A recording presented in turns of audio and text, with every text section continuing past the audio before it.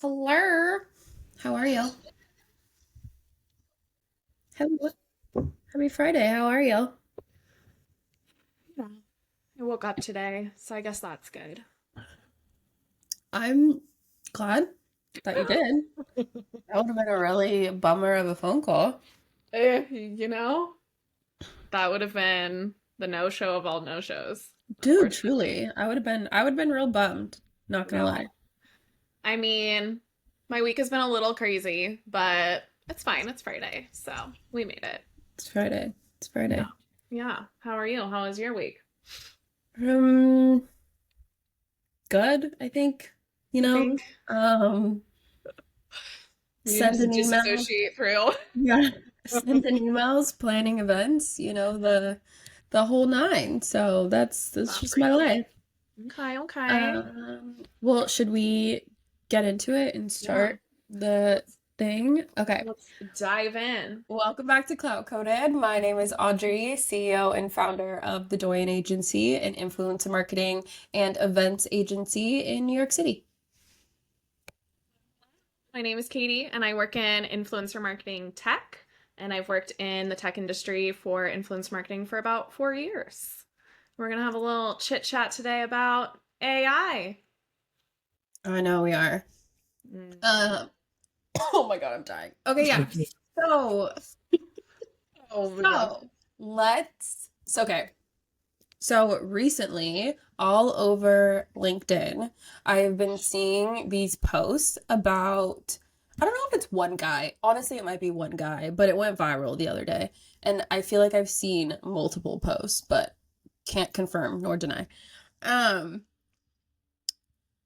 People are broadcasting or advertising AI creators doing you for UGC purposes. So like the thought process and in theory is like you write out a script, AI creates it, that's essentially an ad, and then you put it into Meta or wherever your digital ads are, and then you can easily tweak it and run AI UGC ads.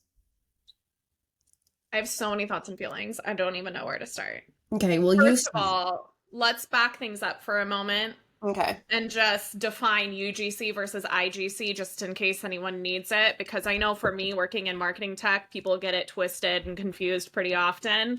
sure. So UGC is going to be user generated content versus IGC, which is influencer generated Right. content.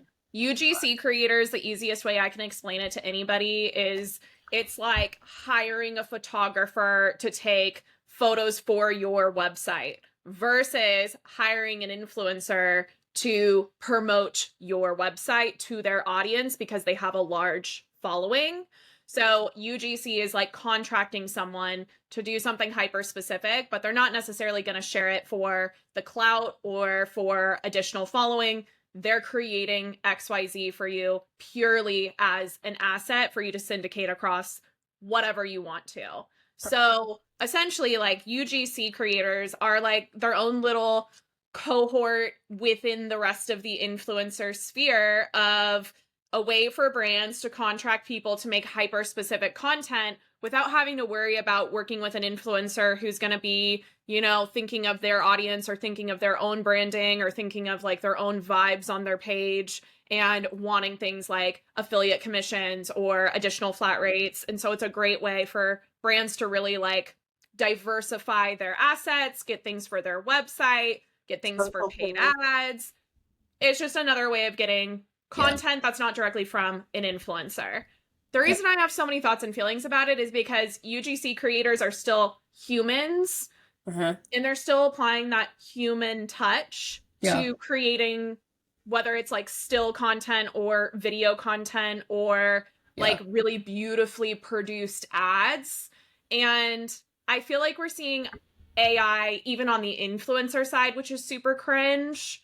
But I feel like it's kind of contradicting the whole point of using UGC or IGC in ads Yeah. because the whole point of using influencer content is because it's not so heavily curated and it's not studio content and it performs better because it's more relatable. So if we're using AI, like how relatable is that going to come off when it's just generated through ChatGPT? So here's the thing. Yes, I agree with you. However, I think the issue that you get into, right, is if you get a copywriter that's not ChatGPT to write an amazing ad copy for you, but then the AI comes in and looks like a real person to say that ad copy, I think that's like that in and of itself could be a problem because you can't tell the difference. No, yeah. That's also the scary thing. Like there's supermodel IG accounts with hundreds of thousands, if not millions of followers, and it's an AI supermodel and people cannot tell the difference. Yeah. Yeah. No, I think That's it's where it gets tricky, right? Yeah. So if now they're I think the conversation between UGC and IGC is an important one to have because I think IGC is still you need the influencer to influence. We're not yet at the point where we're um being influenced by robots, like because influencers in and of themselves are inspirational, educational, or what's the other one? Why am I blanking? where they're Or like generating entertaining. some sense of community. Yeah. Inspirational, educational, community driven, entertaining, right? And so that is what drives the influencer industry is these people who hit one of those buckets and then everybody else that follows them is influenced by whatever opinion that they have because they're a real person and in one of these buckets, right? So that in and of itself, I don't think is ever going to go away.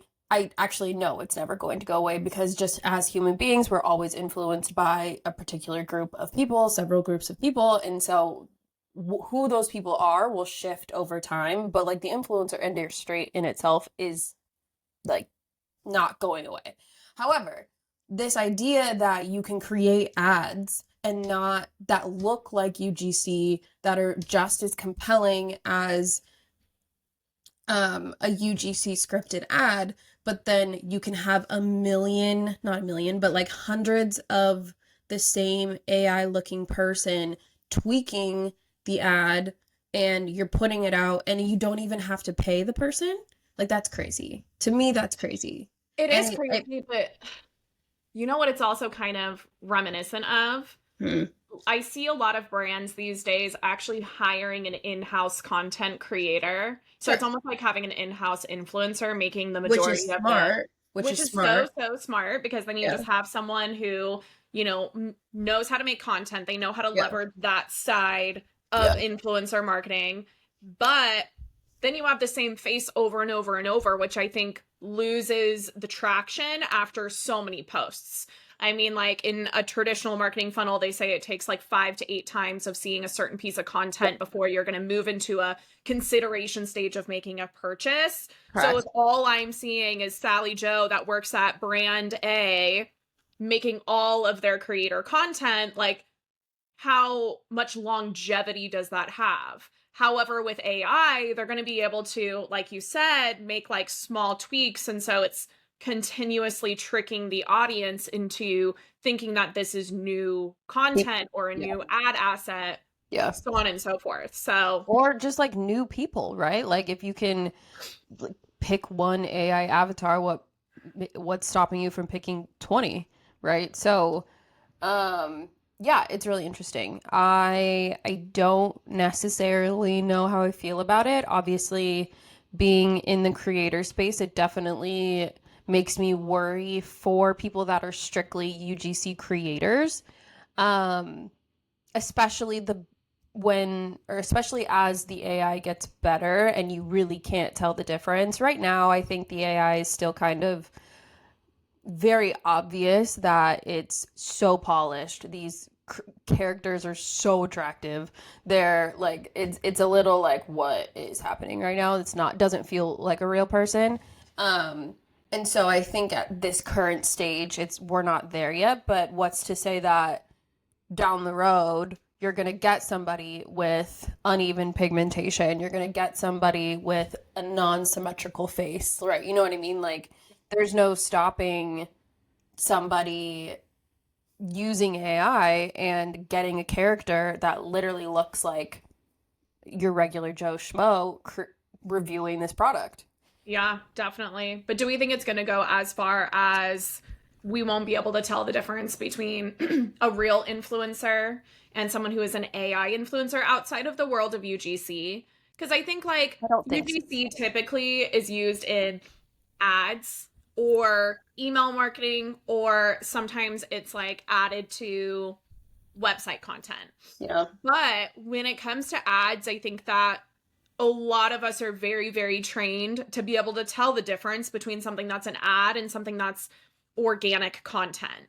Even with influencers that are not doing a good job of saying that something is sponsored, we still kind of understand that they are highly likely getting paid to say Yeah. XYZ or review XYZ. Correct. So is it just going to be a matter of we get trained visually to know what we deem authentic versus inauthentic? Or is it going to be something where, like on TikTok, you kind of have your feed be ad free? Yeah. So then are we just going to be not surfacing that information and not surfacing those types of creators? And then maybe it's going to like fizzle itself out. Who knows? But I think that the AI conversation happens a lot on LinkedIn. And I think Yeah. in the influencer Well, because industry, it's all. Yeah. Sorry. no, Go you're ahead. good.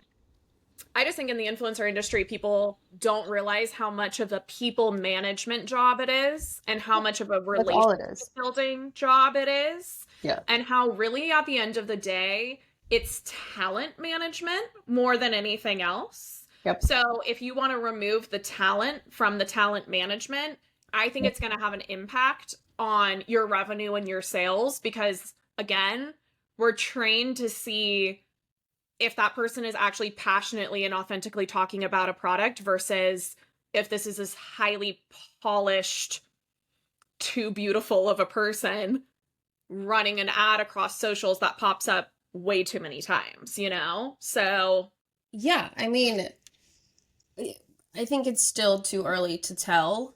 Um, and it's just kind of one of those nuances that's going to come down to like each brand's preference of what they want to use, probably what is the most feasible, what makes the most sense, what the brand's mission and values are, you know what I mean? Like I don't think it's going to come down to an industry standard. I think it's really just going to be per brand and yeah. Hold on, I had some other thoughts while you were talking. yeah. So let's talk about on the topic of talent management. There is Yeah. some tea going down right now. What's up? So obviously be working in the creator economy on the brand side, I am talking to talent managers every single day. And don't get me wrong, there are a ton of talent managers who are delightful human beings. I had a conversation with one yesterday. She is absolutely a truly beautiful human being. Her and I hit it off. Great. Great working relationship. Great. However, there are a ton of talent managers who not only are not great people, but are taking advantage of their talent. And there is a lot of conversations going around on TikTok right now.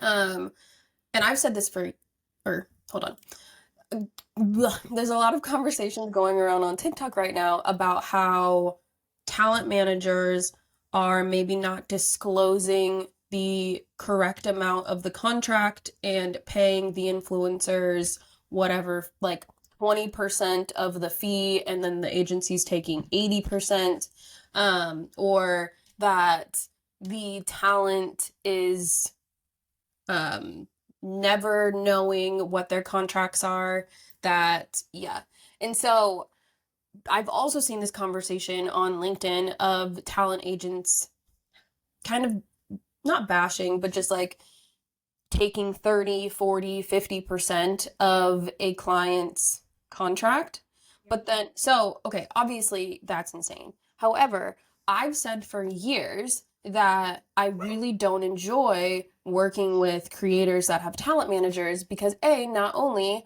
I don't feel like I'm building that relationship with the creator, there's this barrier there, right? Two,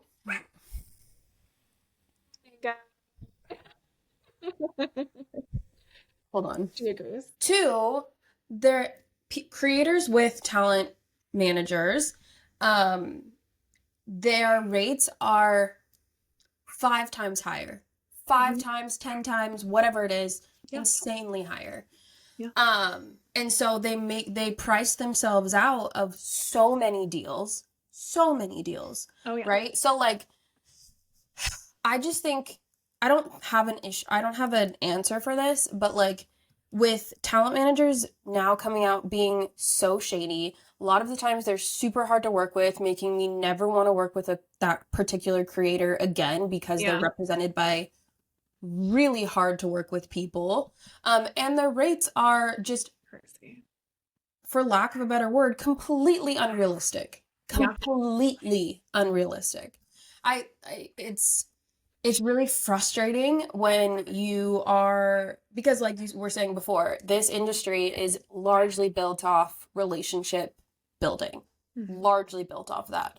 And a lot of talent managers get in the way of either their creators making a ton of money, or the long-standing partnerships that these creators could have with really great brands. But because they're saying no because the initial offer is way too low or whatever it is, like the creators don't even see it. So, I don't know. It's Yeah, I mean, for me, I work on the brand side, so I'm consulting with brands on a regular basis for optimizing their program, diversifying their program, yeah. being open to, looking outside of their initial niche for creators based off of whatever brand they are.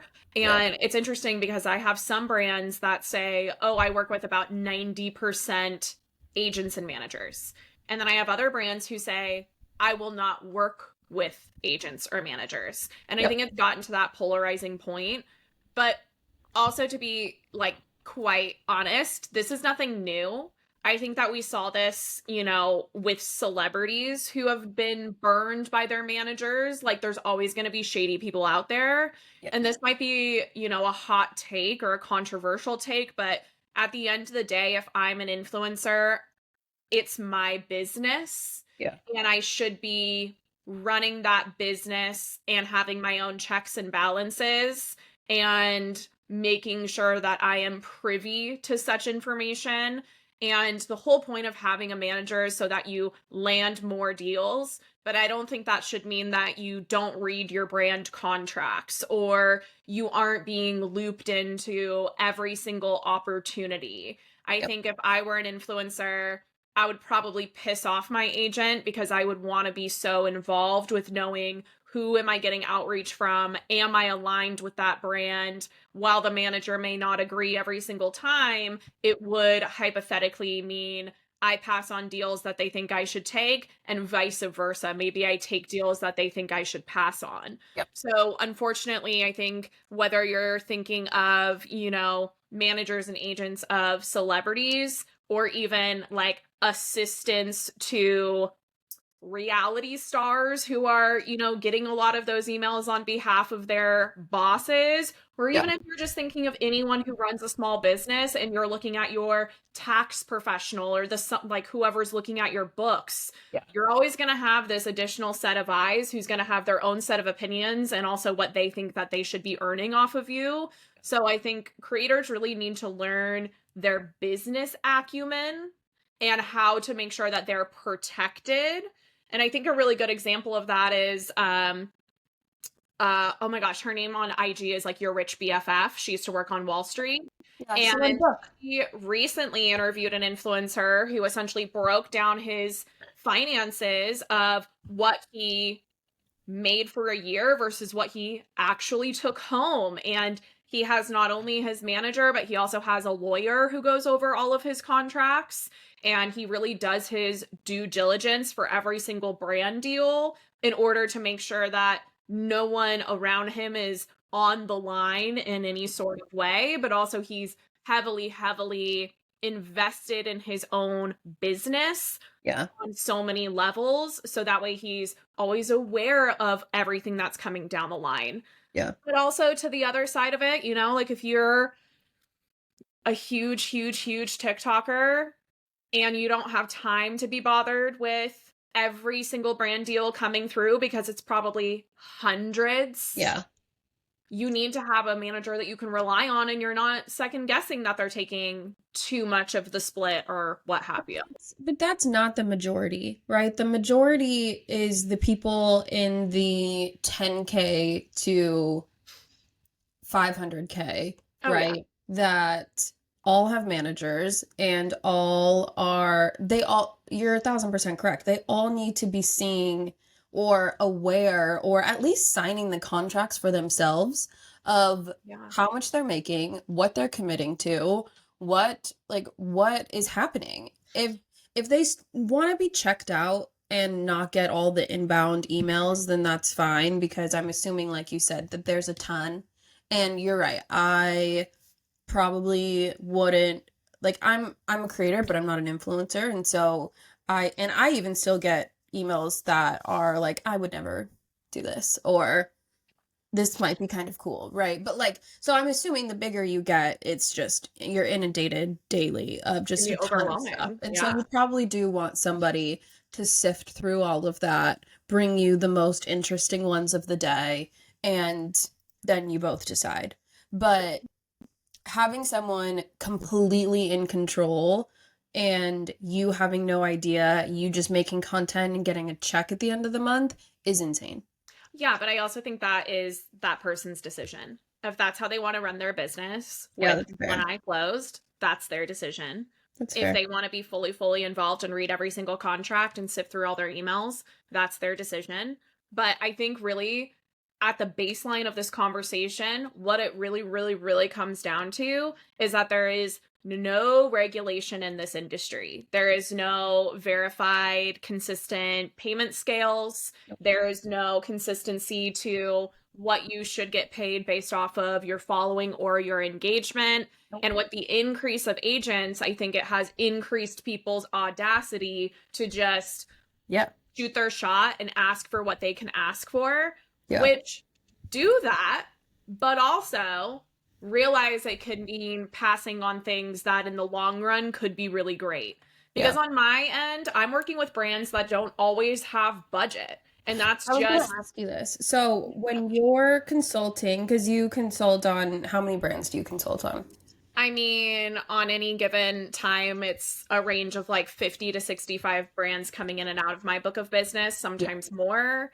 And those brands are anywhere from, SMB to mid-market to enterprise brands, which means the size of the company, which usually is a direct correlation of do they have budget or not. A lot of small businesses, they are going to invest in influencer, but to them, investing in influencer is sending out gifting. And that's great to a certain extent. But at some point, you gotta pay people if you really, really, really want to see any type of return on investment. And sometimes it's not return on investment in the sense of affiliate marketing, but sometimes it's hiring someone just to syndicate their content onto an ad so you can see return on ad spend and prove that their likeness performs better than a static image shot. Sure. So, I mean, this is an entire different conversation of what ROI is for influencer, but I do eventually want to get into that. But right now I want to stick with rates. And so I could talk about this for forever, but like, so for small businesses that you see come in, use the platform, right? You just said this, that typically their rate is for creators is gifted product. Right. Okay. And then I have a lot of questions in between, like where I want to go, but like, and And then for enterprise clients, right? Like and this is me just like talking about the big, let's just say, I'm throwing this out there, but this is not one of your clients. I'm not saying anything, but like someone like a Sephora would be an enterprise client, For right? sure. Just so if Yeah. people are aware. So let's just say Sephora comes in and like, do you see what kind of budgets are, well, in an enterprise client, what kind of budgets are they working with? See, even then, it's all over the place because Really? just because it's a really large business does not necessarily mean they understand the impact of Yep. using influencers and content creators to Yep. actually see return on investment from using those people. Yeah. There's definitely times where I have conversations with CEOs where I literally have to break it down to them and I have to compare it to ads you see on TV. Yeah. Like they truly, truly, truly don't understand that this is marketing. It's the same stuff we've been doing for years and years and years. The format has just changed. First, it was on the radio. Then we got TV. So then it was on TV. Now we have socials. So now it's on socials. Well, then it was It's athletes, right? it's really not a huge leap. Like we were doing it with celebrities. Those were the first influencers. We threw them into talk shows. We threw them into ads. We threw them into migraine commercials, like anything you can think of that needed this extra level of endorsement. Yeah. We threw in someone who had some sort of influence, whether to your point, it's an athlete, a celebrity, like Oprah, whatever. Yeah. Influencers are just the new day and age of that. And it is up to a company to understand the value of that or not. Yeah. Some people are still stuck in 20 years ago where they just think they need to have studio shoots and they can just do meta ads and that's it.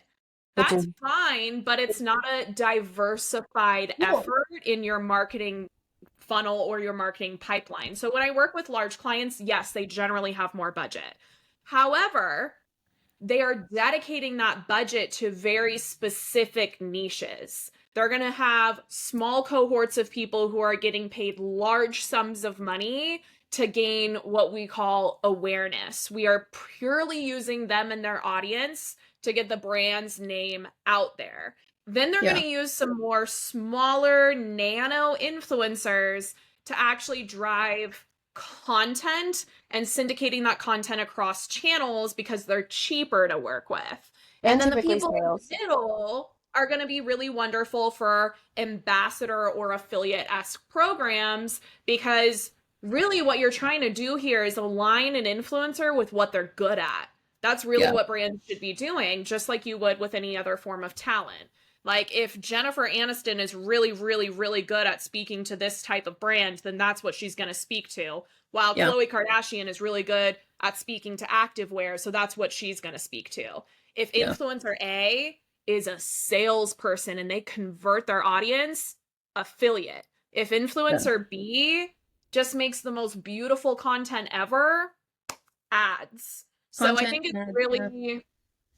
it's really important for people to have diversified programs. And I think where people get stuck is they're like, I don't have budget, so all I can do is gift. You kind of have to think about it at a larger scale.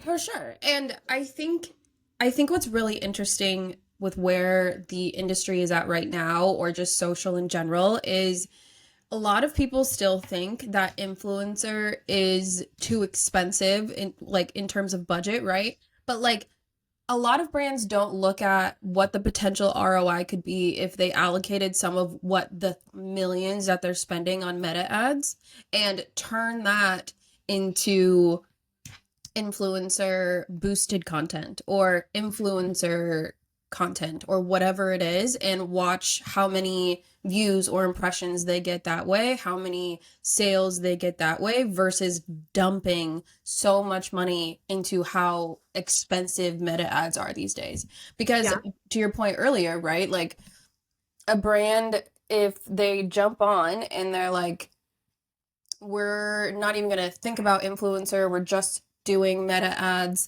and studio shoots, and we're going to do our own content and put it out, like that's fine, but you're not going to be saving any money from the other side of, if we maybe scaled back our meta ads, we didn't do studio shoots and we only used influencers for content and brand awareness, like you may even save money the second way. Oh yeah. And like a perfect comparison in my brain is Skims. Yeah. They have so much money. Yeah. And all we see them do is collabs and Yeah. highly curated studio content. And that works for them. But then on the other side, we have Parade. All they do is seed the hell out of their product to literally anyone and everyone. Yeah. And they popped off because of that. Yeah. And they don't have a famous founder. They don't have a Kardashian representing their brand. They don't have a Dolce and Gabbana collab. They have thousands and thousands and thousands of nano influencers speaking to their product. So you kind of have a choice. It's like, where do you want to put your dollars and cents? Yeah. And I think right now we're seeing a majority of brands put a decent amount of money into influencer, but at the end of the day, you have a choice, but also at the end of the day, what performs better? What works better? Exactly. I mean, and there's no way to know unless you do it for your brand, because what works well for a activewear brand, like you said, is not going to work the same for a supplements brand. So you don't even get me started.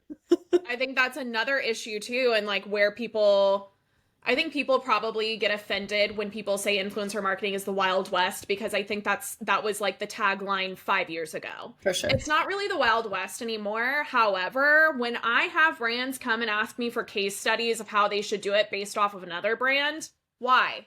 That's like saying I should do my makeup the way you do your makeup when we have two different face shapes. Yeah. Like if you are not in the exact same industry selling copy paste the exact same product, you should not be copying someone else's marketing tactics.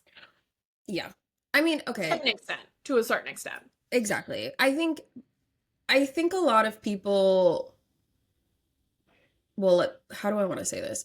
I think the really simple way to break down how to figure out what works best for that brand in terms of an influencer strategy is really just truly getting granular about what you want, right? Yeah. And it can't just be sales.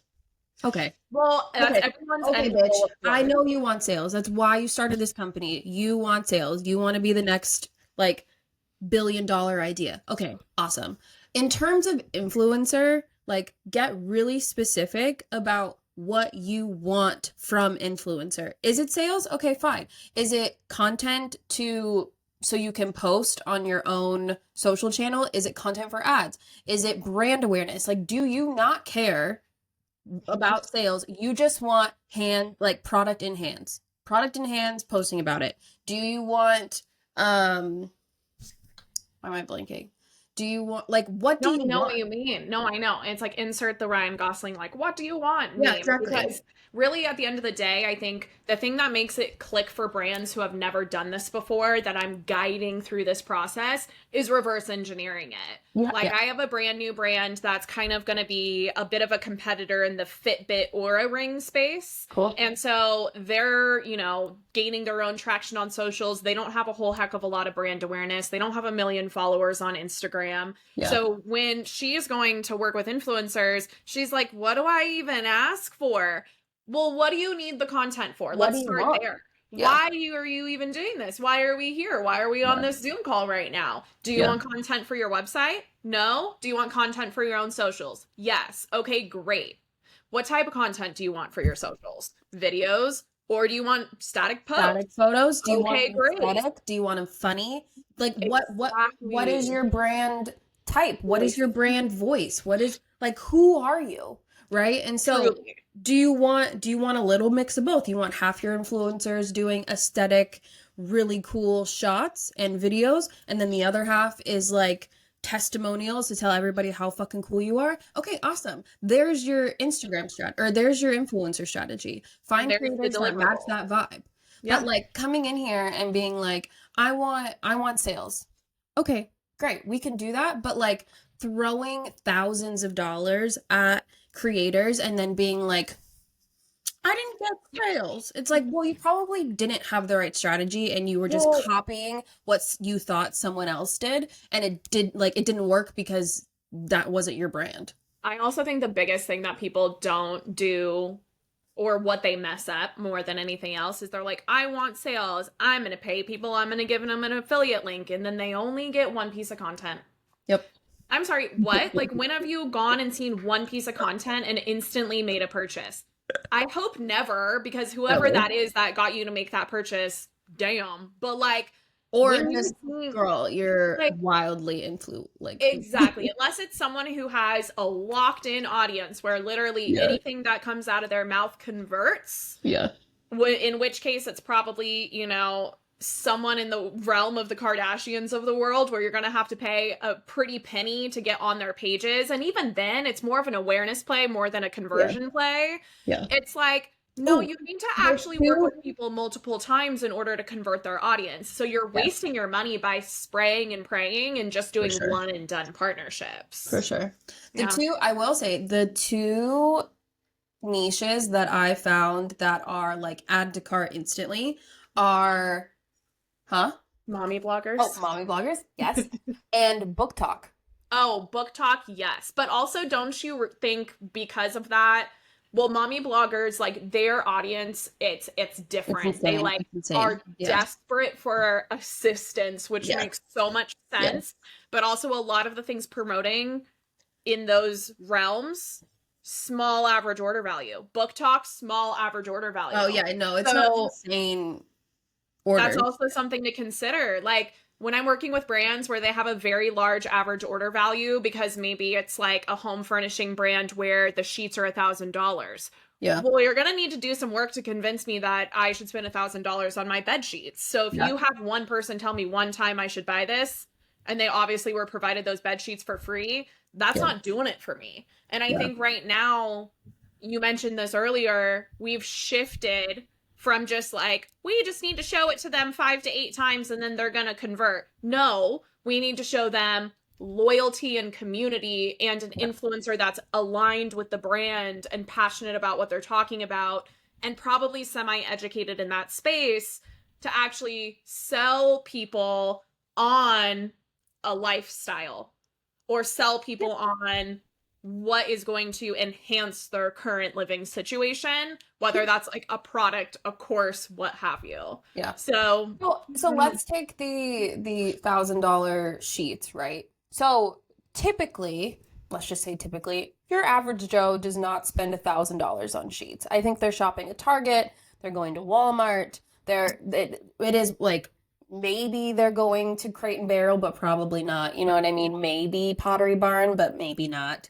And so $1,000 on sheets is already a luxury customer. So there's no way that you're going to get a creator who maybe lives this luxury lifestyle and then posts about the sheets one time, and their followers are going to instantly buy those sheets.